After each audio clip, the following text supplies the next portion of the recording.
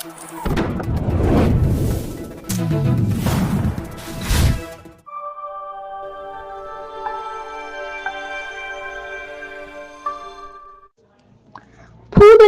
3 லட்சம் மதிப்பிலான போதைப் பொருட்கள் மற்றும் வாகனங்கள் பறிமுதல்.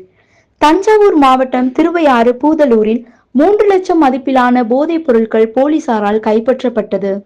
திருக்காட்டுப்பள்ளி அருகே பூதலூரில் தஞ்சை மாவட்ட காவல்துறை கண்காணிப்பாளர் ராஜாராம் உத்தரவின் பேரில் திருவையாறு டிஎஸ்பி அருள்மொழி அரசு மேற்பார்வையில் பூதலூர் இன்ஸ்பெக்டர் சிவசுப்பிரமணியன், எஸ்ஐ சூர்யா மற்றும் போலீசார் ஜீவானந்தம், ரமேஷ், சரவணன், தனசேகர் உள்ளிட்ட காவல்துறையினர் ஆவாரம்பட்டி பிரிவு சாலையில் நேற்று இரவு வாகன சோதனையில் ஈடுபட்டிருக்கும் பொழுது அவ்வழியாக வந்த பூதலூர் பழைய பள்ளிவாசல் தெரு ஜலாலுதீன் மகன் ரியாஸ் வயது 40, கரூர் மாவட்ட தோகைமலை மயிலம்பட்டி பள்ளிவாசல் தெரு நைனா முகமது மகன் ஜாஃபர் சாதிக் வயது 21 ஆகிய இருவரும் ஓட்டி வந்த பொலரோ மற்றும் டாடா ஏசி ஸ்விஃப்ட் டிசைனர் வண்டியை வழிமறித்த போது அதில் அரசால் தடை செய்யப்பட்ட 246 கிலோ ஹான்ஸ், கூலிப், விமல் பான் மசாலா, விஷ புகையிலை ஆகியவை இருப்பதை கண்டுபிடித்து 33 மூட்டைகளை போலீசார் பறிமுதல் செய்தனர்.